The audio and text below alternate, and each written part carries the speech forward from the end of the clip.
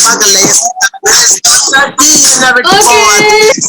God, this is happening finally with that sari hudgi right now. So you got two Uh, sari hudgis having fun yeah. today. Hi, glowing Gauri. Hi Vaishnavi and Coconut No, you have to use Cream. my internet name. We're using internet name. Okay, Coconut Sugar. Oh my God, we've come so far. Like, Two internet names. okay, Coconut Sugar So dot many Ross. years. That's Sari Hudgi and Coconut Sugar dot creates. Yes. Yes, yes, Yes. you are correct. That is it. A glowing Gauri and any Finsta, any oh shit, then it's a Finsta. Okay. Glowing out enough. Enough. Like No, glowing out. many more. Keep following glowing Gauri to know more information. Okay, this is going As to you be can really fun. see, Shreya is attending from some international museum.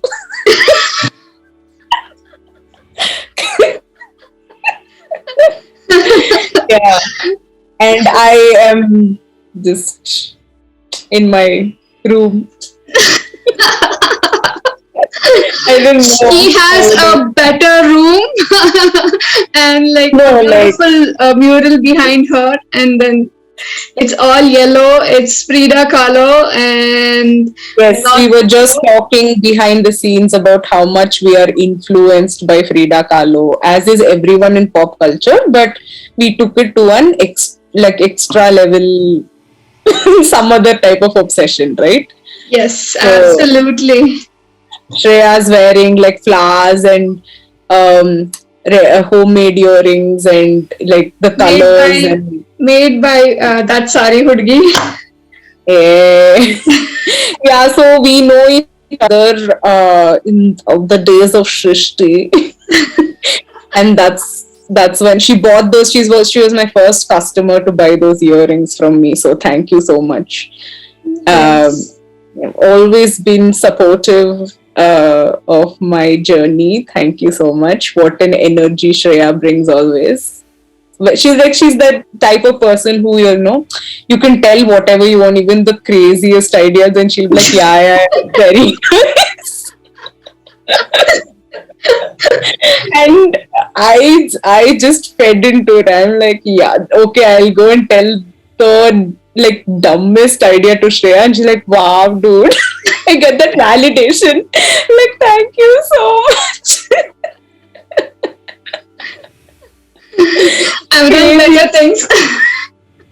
No, she's honestly like a saint. She's so much fun, so informative. Yeah. Intelligent woman. I just got a role reversal just now. It's like I have to do all of this for you. Yeah, this is the surprise twist. It was supposed to be Shreya interviewing me, but now, in fact, I will be interviewing Shreya. How is that? How is that? So, Shreya, tell me. Oh my God, no! So, I love your nose pins. So, we're going to compliment each other for like a few minutes and then we can Yes. start because that's how we do. Yes. We remember the first time when we wore saris when we were in Shrishti, remember? Yes. During the interim, we just decided one day that, hey, let's just wear a sari tomorrow and come, like because Yeah. everyone's like, to be very frank, little bit underdressed. Okay, we came very underdressed to Shrishti, which was not doing art school justice or design school justice. So we're like, let's wear sari and come.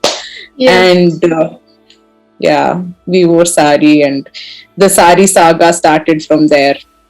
Then Wow. on, right? And Yeah. and then we met outside design school in that event. We wore black saris. Were we wearing both black saris or we just wore saris? We Cotton just wore saris. sarees. Sorry. We just wore cotton saris and stood in front of a local bar. Yeah, like we said, we are just some level of. That was fun, man. That was fun. So yes, Shreya's wearing an amazing nose ring, and yeah, she's like very befitting to her name, Gauri. She's repping that Shiva and Shakti energy. Yes, she has Gauri on her blouse. She's all Oh like my God, yeah. subliminal. You're doing that subliminal messaging, like wherever you see you, you get reminded of Gauri. So she's like, "Ha, yeah, you look at this, you should remind you know that it's Shreya Gauri. Oh Look at my my God. blouse, it's Shreya Gauri." Huh. Oh my God, Vaishnavi, you're always like observing and observing and observing. What else is there to do? Yeah, Mm. that's they say introverts observe a lot. I don't know whether I'm an introvert, honestly. Like, do you think you're an introvert? Like, would you go that we were talking about Carl Jung and all, no? Like, what do you think that you where do you fit in the spectrum of introversion and extroversion when we talk about? I don't know. It's like I have this whole spectrum in my whole self. Like I'm introvert to some extent, and once it just opens up, like with you guys, I go to the extroversion extent. I can dance in the middle of the road, do anything like speak on the street. So, and as well as be a very private person, very mysterious. Who is this girl? I don't know. I want to talk to her. That sort of Mm, person at the same time. So I don't know. yeah. Yeah. So Shreya's a very sciencey person, and I'm a very like astrology person. I think Yes. that is. But then again, intersections happen, right? Yeah. Like you also go into the dream world a little bit, A lot and actually. yeah, a lot. I'm trying to come to the rational, logical side, which is really We both are trying to come to the rational, logical side. Both of us, like you are all Frida Kahlo, and then so much of great. like, you know, No, no, to be rationalism is kind of there's no point in rationalism. We were like talking that at that point in time. yeah. At one point for creatives like us, it's going to be a Yeah, inhibition it's and a all to barrier. rationalize too much. We shouldn't talk. We shouldn't think also too much. Otherwise, the process gets inhibited. Yes. Yeah, Yes. like we were talking. Yeah, so we a lot of things happened behind the scenes. So we're just we're just gonna bring it up. So yesterday we were talking about how you're very impulsive and you're a very um, intuitive person in your creative process only. And I think that is what I see myself struggling with that. You know, you're so free flowing and you just put out like content. You like content as in you don't really think of it as content. You're just Yeah. putting your heart out and just doing the art that comes to you naturally and in that flow. And I was just telling you that I'm a very restrictive person. Like I have a very calculated like end. Like I need this, and then I put it out and start planning and start drawing and everything like that because I have this heavy concept that I want. I want this concept to be understood by everyone and everything. So it always comes in the form of human beings Yes. and like then we were talking about how we want we wanted to bring abstraction to the art Mm. and like try to represent concepts instead of you know the aesthetic as in I mean there are different levels of aesthetics for sure, it's subjective, but talking about a signature that we were talking about in representing your art, that signature stroke or that signature identifier that this is your art only, and whether we should have that or we should just like keep experimenting and just keep going on and on and on. Yeah.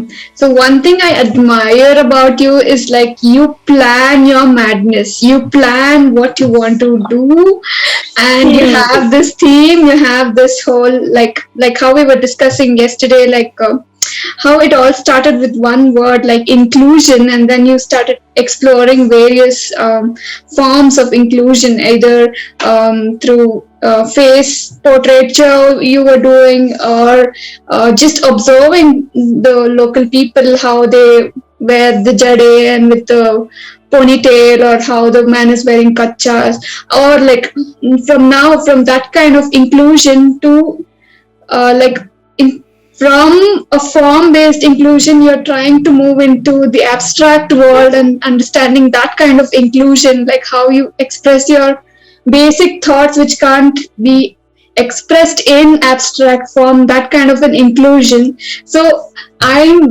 very much amazed with your work and the way you go about it, and how you are processing the same one word, inclusion. So that is like, and that is just one of the things which you're handling. There are many others which we can identify so clearly. This is where Yeah, she's coming from. So that is one thing I find very strong, and the works which you do, that is one thing. I don't take compliments like It's not a compliment, it's what I've observed. okay. Oh, damn. Okay. uh, I was overreacting.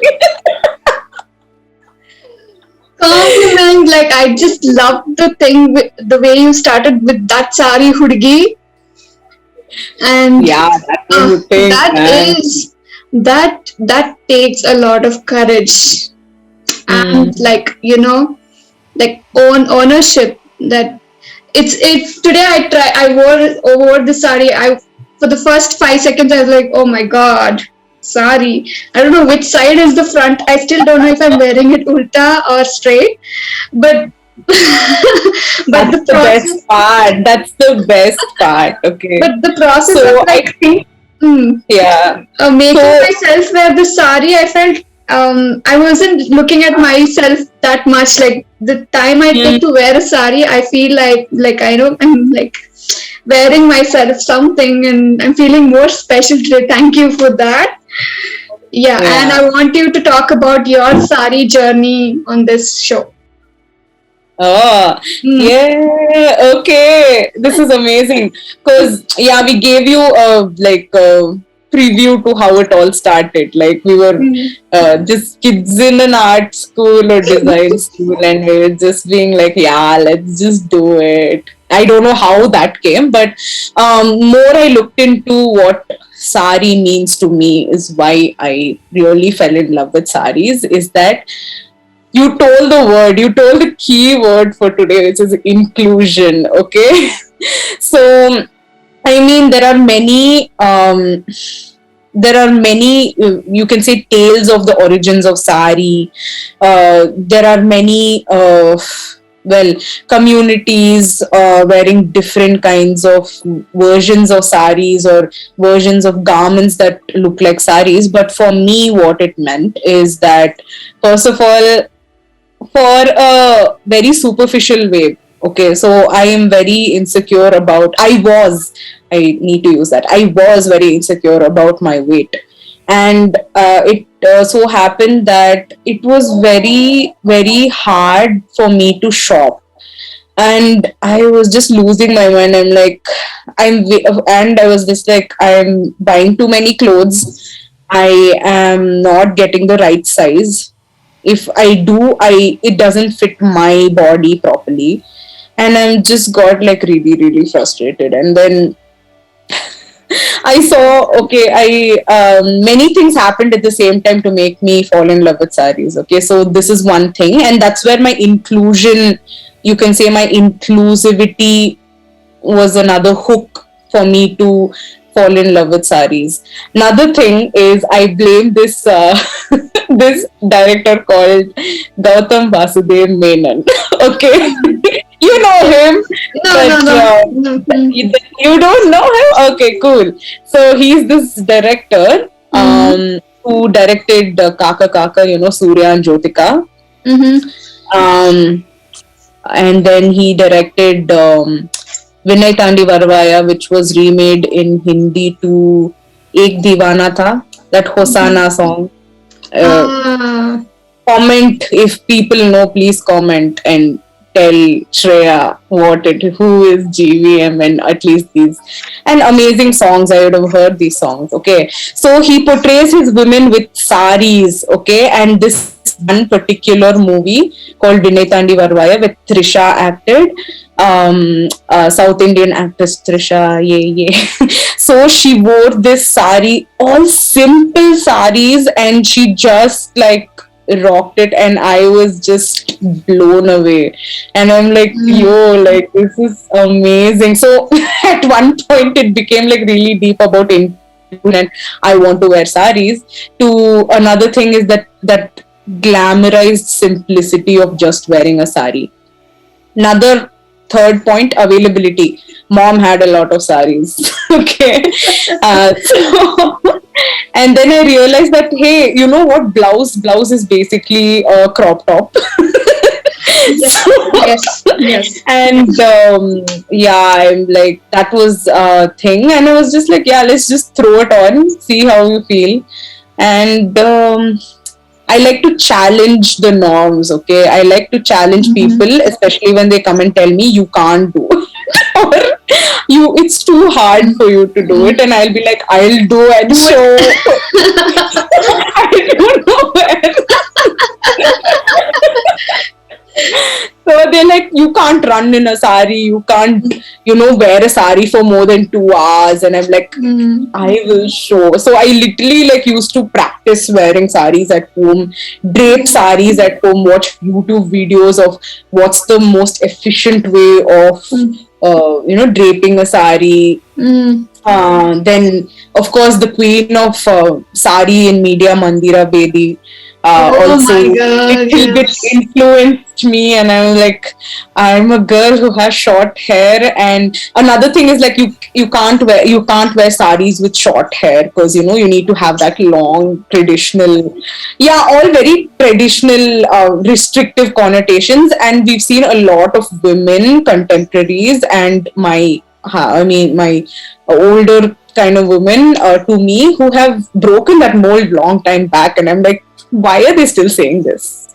I know. Just, I know. just do Actually, it. sometimes I feel India in the 90s was much like ahead than the current More India, pro- at least yeah, the narrative way, like not the progressive I technology, all of that. know. Yeah, definitely. So Yeah. So I even think, I saw that. yeah, I think this is kind of ending this sari episode. One part of it, and we got Yeah, like. yeah, dude, yeah. For more details, you will see Shreya wear saris. I will force her to wear saris more. And yeah, doesn't she look amazing? Like, why don't you want to look more amazing and serve different looks to your followers and the people who support you? Yeah, dude. Yeah, dude, there's so many saris at home, like my mother's and my grandmother's, but we never wear it. Take I it. literally wore this sari after I think 7 months or 8 months, and this is Yeah. this is the newest thing. Otherwise, I don't wear saris at all. Like, See, this is a sign you need to be wearing your, especially saris. Moms, aunties, take it off. Take nicely. Take. will I think do. Yeah, I think at one my aunt now is little bit scared of me now because every time I go, I'm like, so I have a grand aunt. I had a grand aunt, and my aunt's basically mother-in-law, Yeah. and she collects the best saris and she maintains it so well. Okay, so I slowly go and because my aunt has sons. Okay, So she doesn't.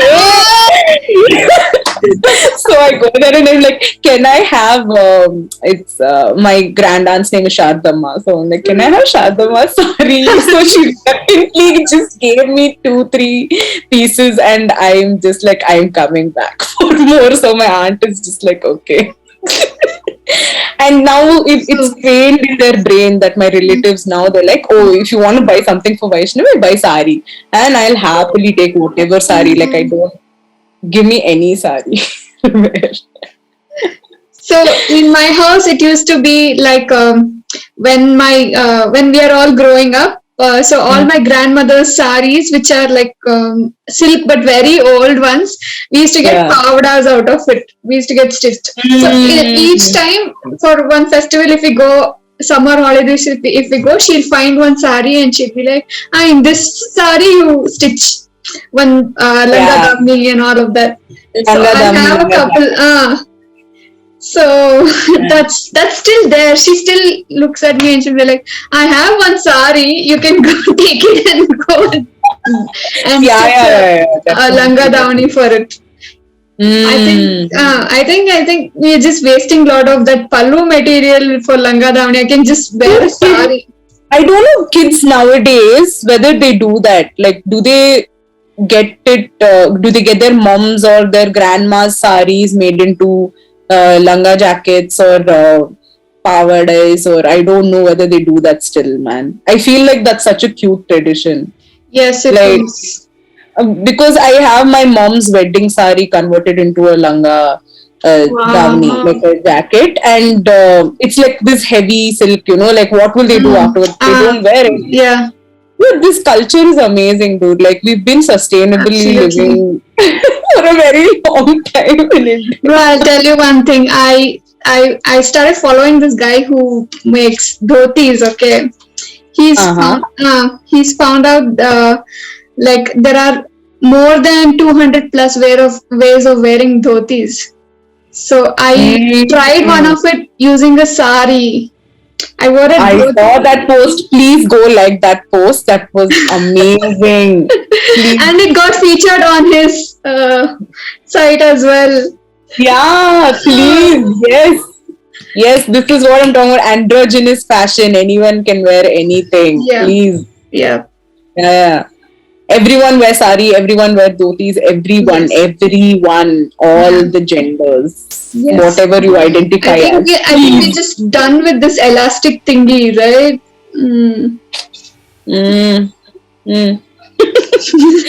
I don't think you can literally make any kind of drape, any kind of shape, whatever you want. Yeah. It's a cloth, it's so versatile, especially for like creative people like you and I can do whatever you want with a sari. Bro, it's we got to take this conversation forward again, like one more video. So yeah. Yeah, I know we're running out of time. We're going to Okay.